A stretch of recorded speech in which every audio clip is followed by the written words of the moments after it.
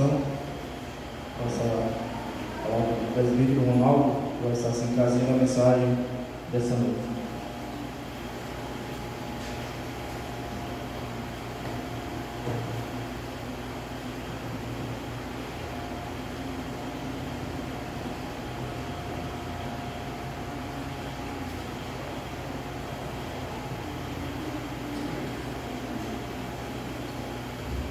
Meus pais, irmãos, boa noite. Irmãos, nessa noite nós vamos falar um pouco do Salmo 51. Então eu quero pedir aos irmãos que abram suas Bíblias no Salmo de número 51. Nós leremos nesta noite apenas os versículos de 1 a 5, que é o que nós teremos nesta noite para os irmãos. Salmo de número 51, do verso 1 ao verso 5, eu está lendo, os irmãos possam estar acompanhando as suas Bíblias.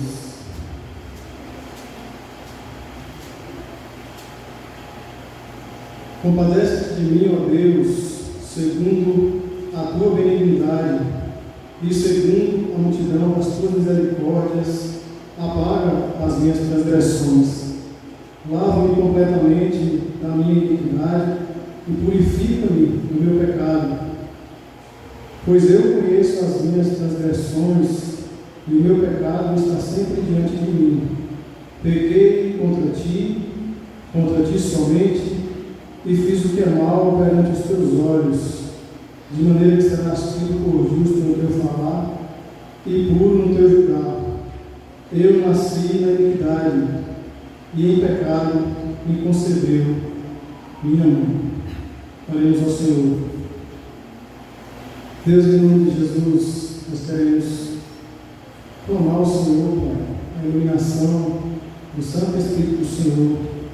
Nós estamos diante, ó Deus, do livro sagrado, as tuas palavras, ó Deus, escritas, ó Deus, a revelação perfeita do Senhor. E nós queremos, ó Deus, nesta noite, pedir a Ti que o Senhor fale aos nossos corações, o Senhor ilumine os nossos corações, ó Deus, que o nosso coração, ó Deus, seja terra fértil, Pai, ao receber a Tua palavra. Ajude-nos, Pai, porque nós somos, ó Deus, limitados, e carecemos, ó Deus, da iluminação do Senhor, do Santo Espírito do Senhor, para entendermos, ó Deus, a Tua palavra, entendermos a Tua vontade, e tomarmos, ó Deus, como exemplo, ó Deus, aquilo que o Senhor tem para nos falar nesta noite e nos ensinar. Nós te agradecemos, porque nós, ó Deus, como povo escolhido do Senhor, temos essa oportunidade de estarmos diante, ó Deus, das Escrituras Sagradas, e nós te louvamos, nós te exaltamos e nós te adoramos, ó Deus, e te pedimos, ó Deus, que o Senhor em Cristo nos ajude, nos abençoe. Amém. Irmãos, normalmente é admitido que o Salmo 51 talvez seja a exposição clássica no Velho Testamento sobre a questão do arrependimento, né? É um perfeito modelo de oração de confissão de pecados.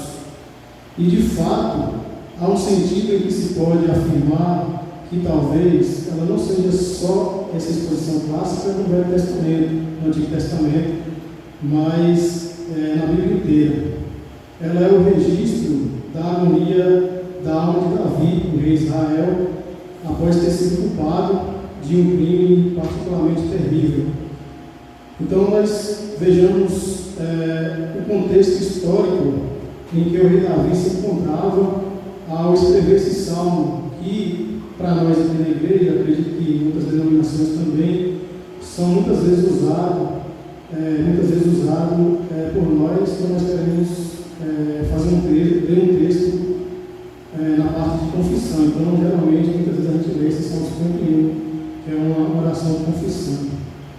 Pois bem, irmãos, no livro de 2 Samuel, no capítulo 5, nós vemos que Davi é ungido rei de toda a nação de Israel. E após esse fato, nós vemos o registro de várias batalhas. Israel era uma nação que vivia ali em constantes conflitos contra várias nações. Especificamente, no capítulo 11, que foi o texto que nosso irmão Giovanni leu nessa noite na liturgia, os irmãos podem depois, no caso, ler em sua casa, ler com mais atenção, mas em síntese, esse texto que nós irmão vai ler esta noite, o capítulo 11, ele traz o seguinte resumo: o exército de Israel estava em guerra, porém Davi estava em Jerusalém. Uma determinada tarde, Davi andava passeando no terraço da casa real e viu uma mulher que estava tomando banho, e há o registro que essa mulher era muito famosa, era muito bonita. Davi então manda os mensageiros ali, manda seus criados e empregados perguntar quem era aquela mulher, e lhe responderam: é Batseba, mulher de Urias o Eteu. E esse Urias, ele combatia na guerra. Davi envia mensageiros a Batseba, que vem até ele, e ele se deita com ela. Após certo tempo, Batseba manda dizer a Davi que estava grávida. Davi, com a intenção de encobrir o seu pecado, envia mensageiros a Joabe, que era o comandante do exército de Davi, e diz que ordenasse a Urias que viesse para casa, voltasse da guerra. Urias vem a Davi e faz ali uma entrevista com ele, com algumas indagações, pergunta como estava a guerra, como estava o povo. Em seguida, Davi diz a Urias: desce para a tua casa.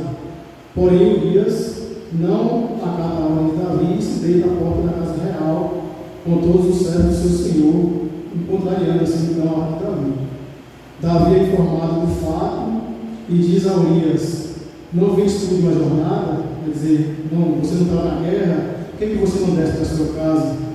Urias responde: a arca de Israel e Judá ficam em tendas, Joabe meu senhor e os servos de meu senhor estão acampados ao ar livre, e eis de eu entrar na minha casa para comer e beber e para me deitar com minha mulher? Tão certo como tu vives e como vive a tua alma, não farei tal coisa. Essa foi a resposta de Urias. Davi então diz a ele: fica aqui hoje e amanhã você vai embora. Urias fica em Jerusalém aquele dia. E o seguinte: Davi convida ele para comer, o embebeda, porém Urias não desce à sua casa.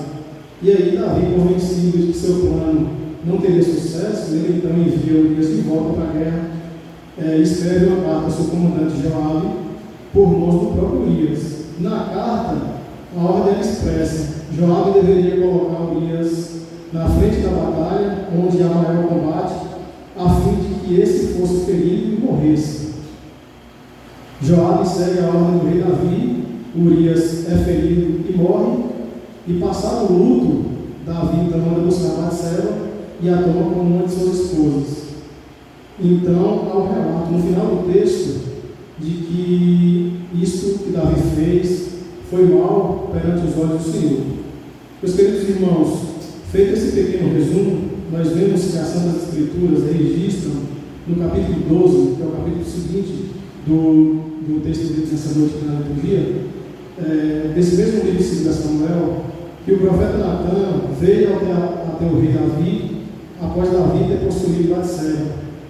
Há, no entanto, um sentido em que não podemos compreender verdadeiramente esse salmo e seu ensino, até que nós tenhamos em mente o pano de fundo que lhe deu existência. Eu pergunto: qual foi esse pano de fundo? Em que circunstâncias que o rei Davi compôs esse salmo?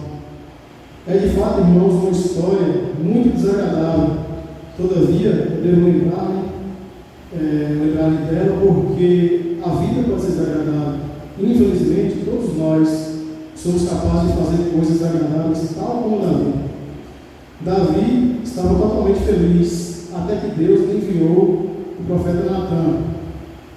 Natan disse ao rei: eu tenho algo triste a relatar a você. Haviam 2 homens em seu reino. Um era um homem rico e tinha grande rebanho, e o outro, muito pobre, que tinha apenas uma cordeirinha. Aconteceu que quando alguém fez uma visita para o grande homem rico, em vez de ele matar as suas próprias ovelhas, ele tomou a cordeirinha do pobre homem e matou e a preparou para o seu hóspede. O proprietário pobre foi esmagado pela dor. Nesse momento, Davi levanta-se irado e declara: o homem que cometeu essa coisa tão monstruosa deve ser punido imediatamente. Natan, o profeta, então interrompeu e disse: Tu és o homem, indicando com isso o que ele tinha proferido, uma parábola, para lembrá-lo e destacar aquilo que ele mesmo, Davi, havia feito no caso de Urias, o hebreu. Esse é o plano de fundo. Davi subitamente olha e é tomado por um sentimento de culpa e horror, e foi nessa condição que ele escreveu, que ele compôs esse Salmo 51. Aí está a história, meus irmãos. Aí o plano de fundo do escrito desse salmo. Pois bem, eu espero expor esse salmo, irmãos, porque ele encaminha a nossa atenção de maneira bem patente e convincente para algumas das verdades básicas e fatos concernentes à nossa vida neste mundo. Ele esquadrinha especialmente o grande assunto de nossa salvação. Nós precisamos lembrar, irmãos, no entanto, que Davi, ele muda de atitude apenas quando Deus, através do profeta Natan, o acusa do seu pecado, e nesse caso é necessário que nós olhemos para nós mesmos. Será que nós não temos acalentado em nosso coração alguns pecados ocultos? Será que eles estão cobertos a Deus? De acordo com a Bíblia, há certos passos que nós precisamos dar necessariamente antes que possamos conhecer a salvação de Deus em Jesus Cristo. Nós estamos aqui na igreja, domingo após domingo, os dias da semana, porque nós estamos interessados na propagação do Evangelho de nosso Senhor. Neste livro, irmãos, na Bíblia Sagrada, está contido o caminho de Deus para a salvação da humanidade. Ele é a coisa principal que o mundo necessita hoje. Ele é a resposta para a necessidade do homem. Contudo, homens e mulheres o ignoram e o desprezam. Há muitos que estão interessados na Bíblia, todavia, eles não têm experimentado seu poder e graça salvadora. Eu pergunto por quê?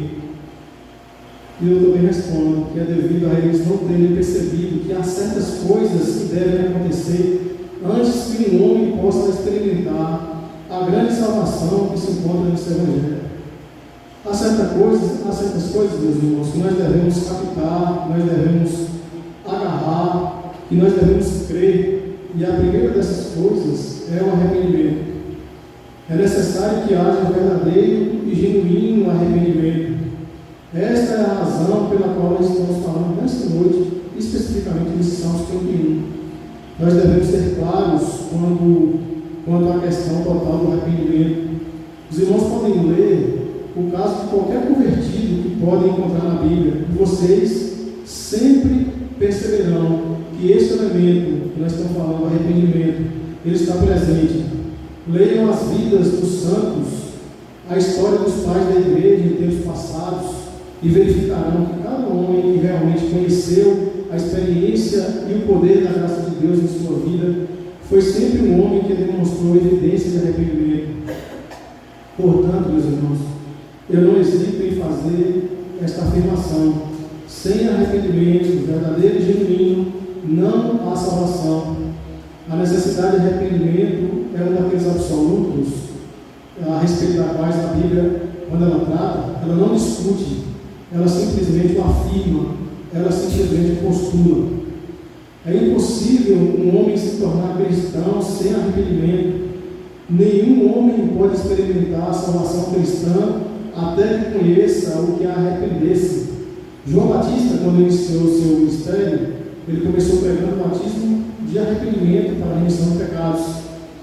Sabemos pelo relato do evangelista Marcos que Jesus começou o seu ministério pregando que os homens deveriam arrepender-se. Arrependimento é absolutamente vital. Paulo também pregou arrependimento para com Deus e fé em Jesus Cristo, nosso Senhor. Pedro pregou no dia de Pentecostes, e quando ele terminou, as pessoas ali clamaram, perguntaram para ele: o que nós devemos fazer? E a resposta de Pedro foi: arrependei-vos. Sem arrependimento, irmãos, não há conhecimento de salvação, não há experiência de salvação. É um passo essencial. Esse é o primeiro passo. Mas aí alguém pode perguntar: o que você quer dizer quando afirma que devemos nos arrepender? Respondo: Esse salmo, como já disse, é uma exposição clássica sobre todo o assunto e doutrina bíblica de arrependimento. É necessário que haja convicção do pecado, ou, se os irmãos preferirem, a confissão de nossa pecaminosidade. Há um absoluto essencial, irmãos. É devido os homens não perceberem o ensino bíblico concernente ao pecado, que eles falham em compreender muitas outras coisas que estão presentes, que estão contidas no Evangelho cristão. Há tantas pessoas hoje que afirmam não ver a necessidade da encarnação de Cristo, que não compreendem tudo o que se diz a respeito do Filho de Deus precisar descer para a terra. Elas não entendem nem compreendem esta ideia da expiação a termos tais como justificação, a santificação e o novo nascimento. As pessoas não percebem que elas mesmas são pecadoras e a Bíblia insiste constantemente sobre isso, sobre o assunto do pecado, sobre o assunto do arrependimento, do começo ao fim. Aqui nós estamos neste mundo moderno e complicado, extremamente complicado. Estamos conscientes que alguma coisa está errada e a pergunta que nós fazemos é: o que está errado? Os políticos, meus irmãos, não são capazes de resolver os nossos problemas. Os filósofos fazem perguntas, os filósofos e estudiosos fazem perguntas das quais eles mesmos não podem responder. Todos os nossos esforços, maiores que sejam, não conseguem colocar o mundo em ordem.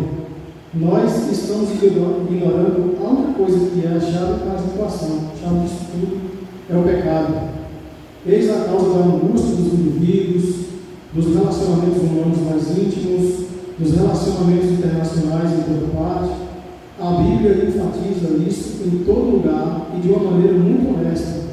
E isso que é realmente uma das coisas mais extraordinárias do livro sagrado, uma das coisas mais fascinantes. Ela não encobre nada, não encobriu nem mesmo o pecado de Davi. A Bíblia não procura ocultar as faltas dos servos de Deus, não tenta construir uma grande imagem de uma série de heróis sem defeito.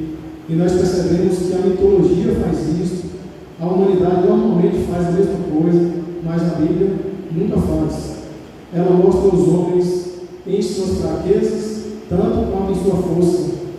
E ela o faz por uma única razão. O interesse da Bíblia, a intenção principal, não está nos homens, mas na verdade de Deus. Há muitas vezes, meus irmãos, a ideia comum de que os cristãos reivindicam para si e acham ser melhores que outras pessoas. Isso é uma total caricatura da posição cristã. Ao invés disso, a posição cristã, o posicionamento cristão, ele é, segundo eu creio, que eu, todos nós estamos totalmente perdidos sem a graça de Deus. Eu sou o que sou pela graça de Deus, e esta é a afirmação bíblica correta e aquilo que deve habitar nossos corações. A única esperança para o homem está no Evangelho e na graça de Deus, e este é um Evangelho para pecadores. O pecado, meus irmãos, é um terrível poder maligno, tão terrível, uma coisa tão poderosa, que leva todos nós para baixo, pois todo homem que já viveu neste mundo se tornou vítima dele, se tornou vítima do pecado. Se você não reconhecer que em todo o tempo que estiver nesta vida e neste mundo, haverá esse terrível poder infernal ao seu redor e sobre você, então será um mero neófito nesse assunto. O fato é que aqui neste mundo, meus irmãos, há principados, há potestades, dominadores desse mundo tenebroso, forças espirituais do mal, nas regiões celestes, tentando, perseguindo e oprimindo você. Esta é a doutrina bíblica do pecado. Esta é a terrível coisa que está revelada para nós nesse Salmo 51. O primeiro passo, meus irmãos, é que o homem ele tem que reconhecer e confessar seu pecado. E realmente, este Salmo 51 é o que nós podemos denominar, se nós quisermos, de uma oração de um desviado. Foi a oração de um homem que havia crido em Deus, experimentado a graciosa direção divina.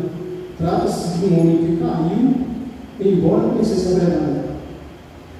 Então nós constatamos então os passos e os estágios através dos quais um homem inevitavelmente passa quando se torna convencido e convicto do seu pecado.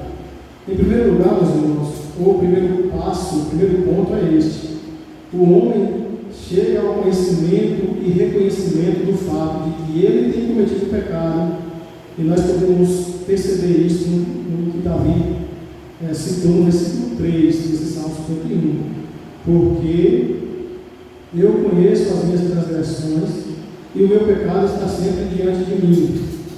Então a primeira coisa que acontece a um homem quando está convencido e convicto do pecado é que ele encara o seu pecado e na verdade olha de uma maneira honesta ao que ele tem feito. Certamente Davi, ele deve ter sentido, ele tinha ciência que ele estava fazendo algo errado, todavia ele fez. Deus então enviou o profeta Natan e fazendo com que Davi ali reconhecesse o seu pecado. Davi então escreve esse Salmo 51, e esse é sempre o primeiro passo. Nós devemos parar e pensar, devemos parar por um momento e examinar, fazer um autoexame de nós mesmos, encarar a vida que temos vivido e o que fizemos e o que estamos fazendo. E o primeiro passo então é a convicção do pecado, e a maneira inicial para alguém se tornar convicto de pecado é olhar, parar e olhar para si mesmo. Nós temos que parar, meus irmãos, encarar nós mesmos e a vida que estamos vivendo. Todos nós somos incrivelmente semelhantes a Davi. Quão fácil é nós desculparmos em nós as coisas que nós mesmos cometemos, passar por cima delas e não dar valor a elas. Contudo, nós somos muitas vezes propensos a denunciar com fúria as mesmas coisas quando nós vemos isso cometido por outra pessoa ou um caso idêntico que está diante de nós. Isto faz parte da nossa natureza, da natureza humana. Deixe-me fazer, meus irmãos, uma simples pergunta neste ponto. Meu irmão, meu amigo, você tem encarado a si mesmo? Esqueça as outras pessoas, levante um espelho diante de si, olhe através dele para a sua vida, olhe para as coisas que você tem pensado, feito e dito, olhe para o tipo de vida que você tem levado. Você está satisfeito com a vida que você tem levado? Você aprova na vida das outras pessoas aquelas coisas que tem feito na sua própria vida? Você as aprovaria como sendo sem defeito? O primeiro chamado de Deus ao homem é para que ele seja honesto. Pare de argumentar e encare a si mesmo. Você o tem enfrentado? Tem realmente examinado a si mesmo e olhado para dentro do seu próprio coração? No mundo moderno, nós podemos perceber que as pessoas estão fugindo exatamente disso. As pessoas estão lotando shows, assistindo filmes, séries, novelas, se envolvendo com todo tipo de entretenimento, qualquer coisa, apenas para preencher suas vidas e manter a autoconfrontação longe de seus pensamentos. O mundo, meus irmãos, fará qualquer coisa para impedir que você encare a si mesmo. Meu querido irmão, deixe-me apelar a você, olhe a si mesmo, esqueça as outras pessoas e as demais coisas. Este é o passo inicial rumo ao conhecimento de Deus e à experiência de sua gloriosa salvação. Todavia, deixe-me levar os irmãos ao segundo passo, ou ao segundo ponto. O segundo passo, ou o segundo ponto é esse: é que se faz necessário um reconhecimento exato do caráter ou natureza do que nós temos feito. E isto é perfeitamente colocado neste salmo em 3 palavras. Nós podemos notar, meus irmãos, que a primeira palavra tratada nesse texto é a transgressão. A segunda é a iniquidade. E pecado é a terceira palavra.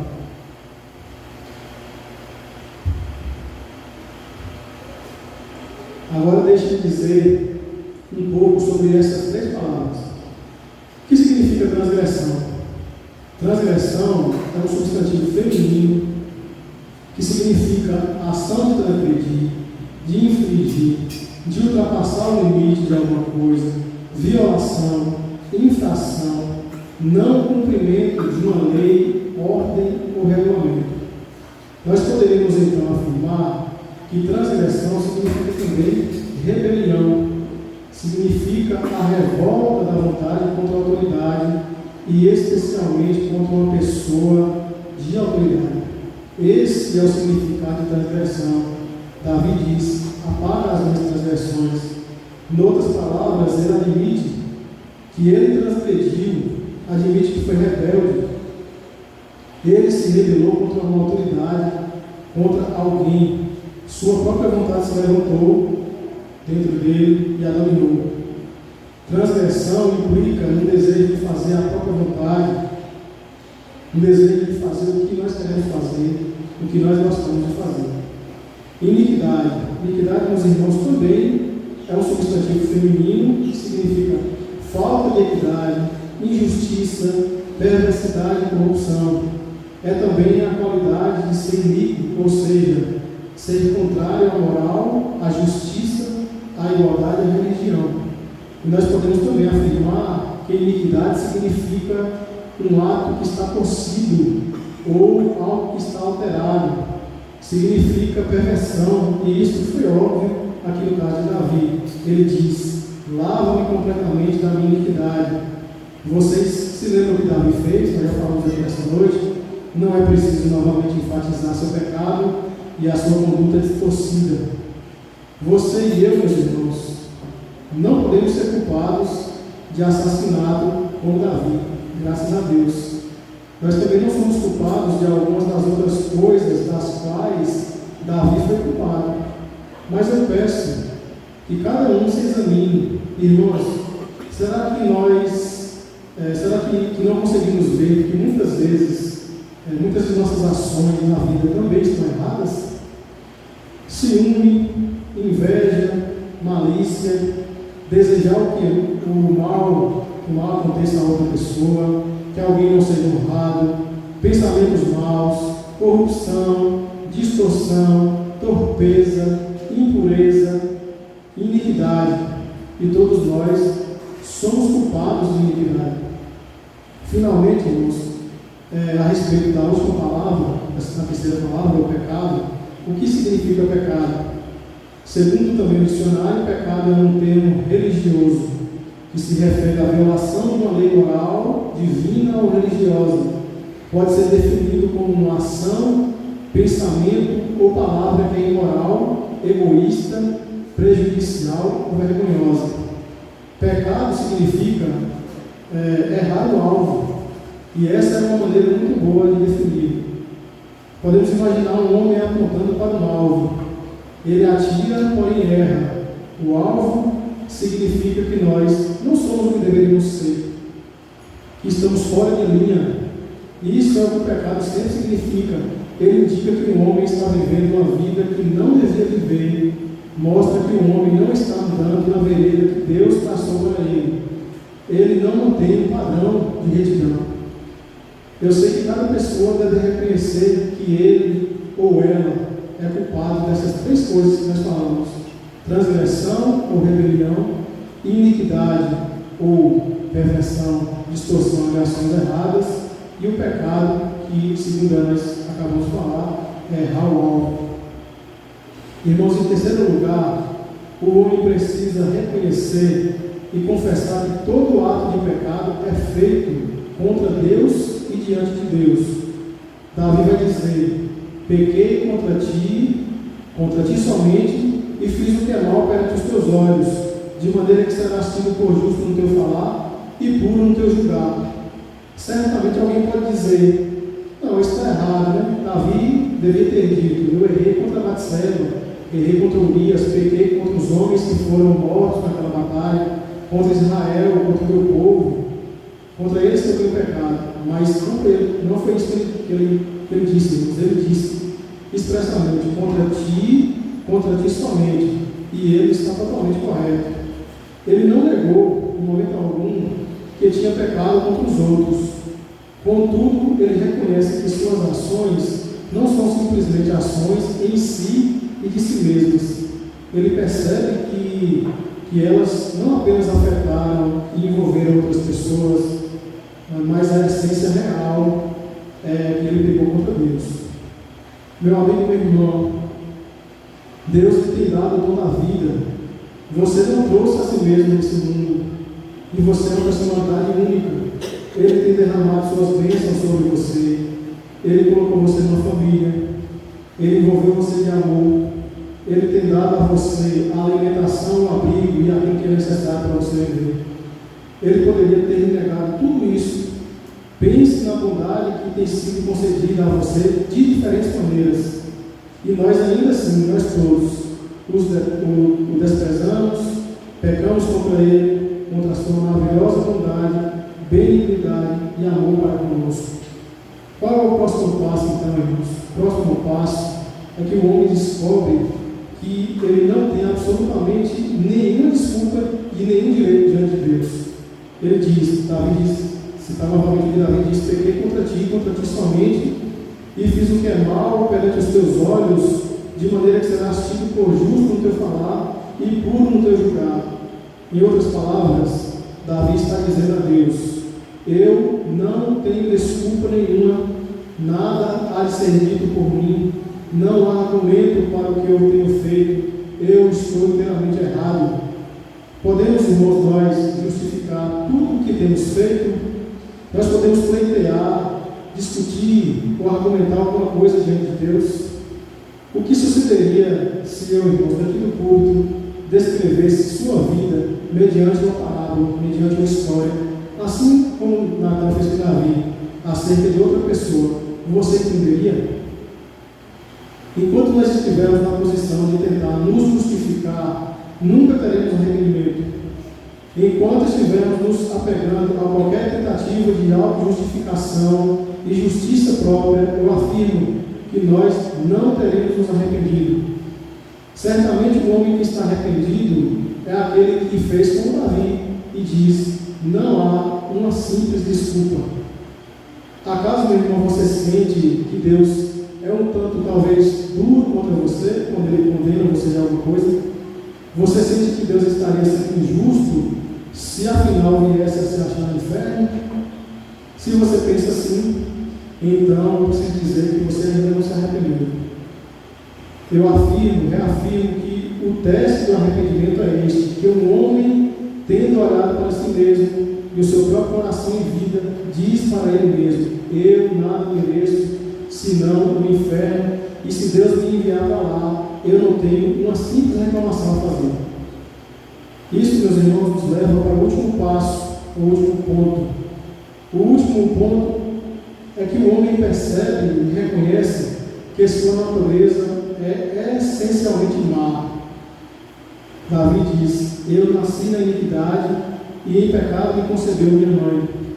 Irmãos, nós vimos nesta noite que o homem precisa assumir os fatos. Ele olha para si mesmo, em seguida ele reconhece as ações das quais tem sido culpado e as admite como sendo errôneas em 3 aspectos, que nós falamos nesta noite, e então ele diz: sim, mas isso envolve Deus e eu tenho pecado contra Deus. O próximo passo vem quando ele admite: eu não tenho nenhum direito ou desculpa. Mas então ele pergunta a si mesmo: o que me fez praticar isso? O que me levou àquilo? O que há em mim que me torna capaz de todas essas coisas? Como já disse: ciúme, inveja, ódio, malícia, avareza, desejo, concupiscência e paixão. Por último, ele volta para si e observa isso e declara: minha natureza deve ser corrupta, meu coração deve ser mau. Não é o mundo fora de mim, é algo dentro de mim que está corrompido. O último passo é o que Paulo escreveu no 7º capítulo da Epístola aos Romanos, os versos 18 ao 24.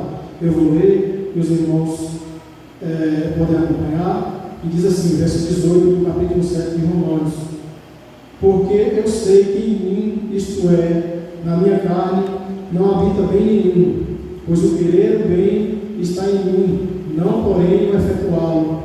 Porque não faço o bem que prefiro, mas o mal que não quero, este faço. Mas se eu faço o que não quero, já não sou eu quem o faz, e sim o pecado que habita em mim. Então, ao querer fazer o bem, encontrarei de que o mal reside em mim, porque no tocante ao homem interior, tenho prazer na lei de Deus, mas vejo nos meus membros outra lei que, guerreando contra a lei da minha mente, me faz prisioneiro da lei do pecado que está nos meus membros. Desventurado homem que sou, quem me livrará do corpo desta morte? Ou seja, ele declara: dentro de mim eu sou corrompido, eu sou impuro, o meu coração é sujo. Não é simplesmente que eu faço as coisas que eu não deveria fazer, o problema está em mim mesmo. O problema é que eu desejo fazer essas coisas, eu quero fazê-las, por quê? Porque há algo em mim que atende à atração do mal, e isso me aborrece. Eu sou capaz disso e eu gosto disso. Eis que a iniquidade foi formada e em pecado concebeu minha mãe. A partir do momento, meus irmãos, do nosso nascimento, neste mundo, há uma tendência para o mal, há algo torcido, há algo pervertido. Isso está em mim, em nós, faz parte do nosso caráter, da nossa natureza, do nosso ser. Esses, então, são os passos na convicção do pecado e na convicção do pecado. Você percebe a verdade do que eu tenho tentado dizer? Será que todos nós não queremos clamar como Davi? Tem misericórdia de mim, ó Deus? Esta, meus irmãos, é a coisa certa e a única coisa a se fazer. Se você se vê como alguém que tem pecado, então eu imploro, corra para Deus, lance-se sobre a sua misericórdia. Você não fará isso em vão, descobrirá que Ele fez total provisão para você. Ele enviou seu Filho, Filho do seu amor, a este mundo, justamente por você, para morrer pelo seu pecado no monte do Calvário. Seu pecado foi punido, seu pecado foi cancelado na cruz. Ele purificará você, fará você alvo como a neve. Ele dará todas as coisas que necessitar. Corra para Ele. Se você tem visto sua necessidade, fará isto. O único que vê isso, como Davi viu, imediatamente clama: tem misericórdia de mim, ó Deus, e purifica-me. Faça o mesmo em sua oração. Faça o mesmo em sua oração, será gloriosamente respondida, e você experimentará a alegria da grande salvação de Deus.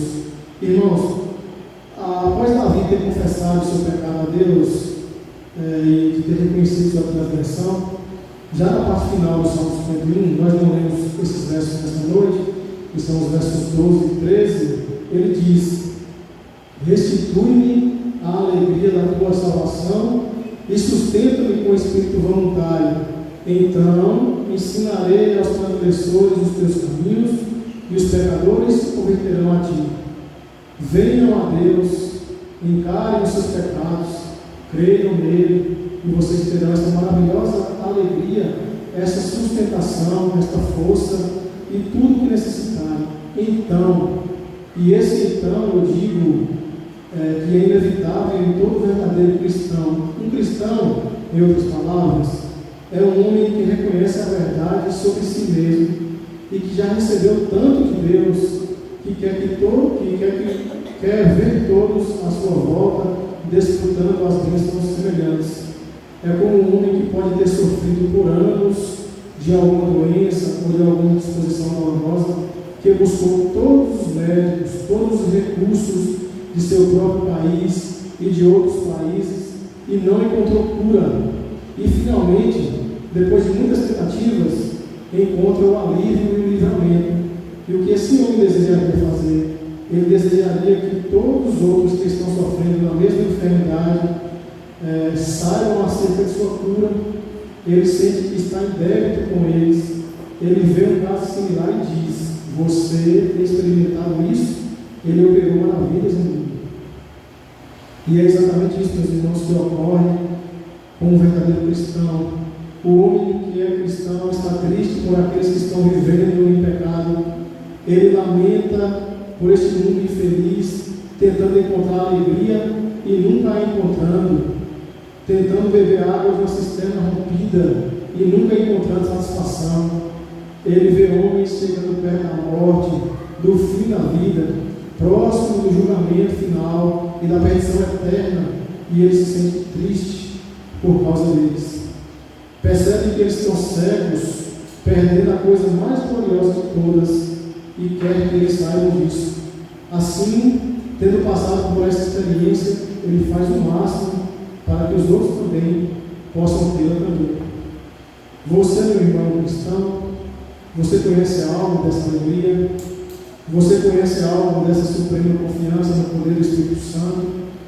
Você sente que tem alguma coisa que gostaria que outros também tivessem? Esses são alguns dos testes mais simples. Se você tem essa bênção, que Deus continue abençoando a sua vida.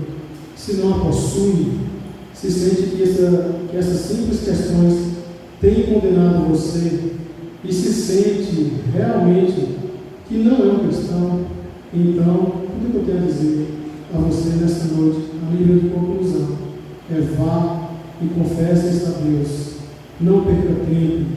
Diga a Ele que você tem enganado a si mesmo, que reconhece que não é um cristão. Diga a Ele que você quer ser um cristão, quer ser salvo. Peça a Ele que, pelo poder do seu Santo Espírito, Ele ilumine você. É tão simples quanto isso. Confesse o seu pecado, reconheça a sua transgressão e peça a Ele por esse perdão de Cristo e você a recebê-lo. Então, agradeça a Deus e vá falar a respeito dele a todos que estão em trevas e na mesma miséria. Amém. Que Deus, meus irmãos, possa aplicar a sua santa palavra em nossos corações. Oremos ao Senhor.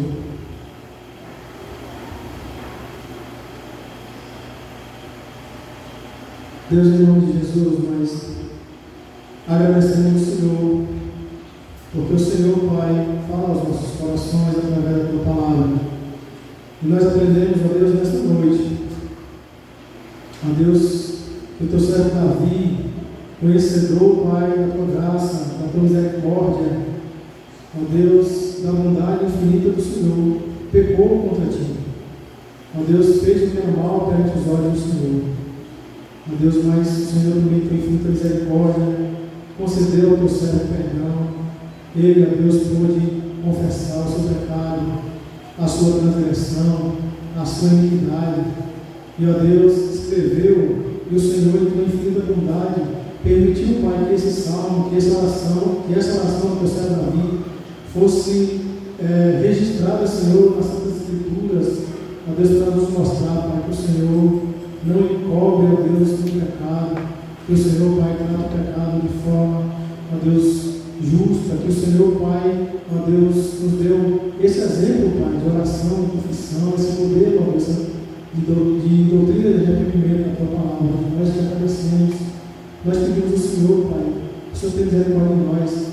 Como nós aprendemos nesta noite, nós somos pecadores, ó Deus, nosso coração, ó Deus, é impuro, nós somos dados, ó Deus, e inclinados para aquilo que é mal, para aquilo que não agrada ao Senhor. O pecado, ó Deus, reside na nossa carne e luta, ó Deus, contra o Espírito, e nós te pedimos, ó Deus, nos ajuda a nos aproximar do Senhor, e nos distanciar, Senhor, desse mundo tenebroso, desse mundo, ó Deus, que não te agrada, desse mundo, ó Deus, que, ó Deus, não quer, ó Deus, compromisso com o Senhor. Nós te pedimos, ó Deus, ajude o Teu povo, o povo que o Senhor escolheu, Pai, para andarmos na luz, sermos luz, andarmos com o Senhor.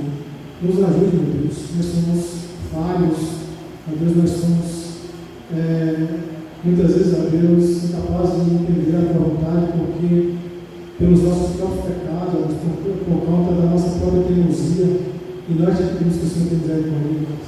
Nos ajude, Pai. Nós te pedimos que o Senhor nos ajude, que o Senhor nos abençoe nesta semana, ó Deus, nesses dias, ó Deus, em nossas atividades, que nós possamos, ó Deus, ser de fato cristãos, não só aqui nas quatro paredes da igreja, mas, ó Deus, onde nós estivermos, no nosso trabalho, com a nossa família, com os nossos amigos, com os nossos, as pessoas que nós convivemos todos os dias, possamos ser de fato como Cristo foi, ó Deus, vivemos a vida em Cristo, ó Deus, podemos testemunhar, ó Deus, podemos, ó Deus, viver a vida santa e a vida que agrada ao Senhor. nós oramos em Cristo Jesus e te pedimos que o Senhor nos ajude, te pedimos que o Senhor nos abençoe. A Deus também em Cristo, que é nosso Salvador. Pai, muito obrigado por tudo, meu Deus. Amém. Irmãos, nós chegamos a um aviso, nós agradecemos nesta noite os nossos amigos, nossos irmãos que nos visitam e despedimos assim os irmãos. Parece que tem um chá, então nós vamos para o lado, os irmãos podem, ao invés de sair, se encaminhar aqui para o lado, certo? Então, despedimos para os irmãos, que Deus nos abençoe, nos ajude, vamos todos em paz.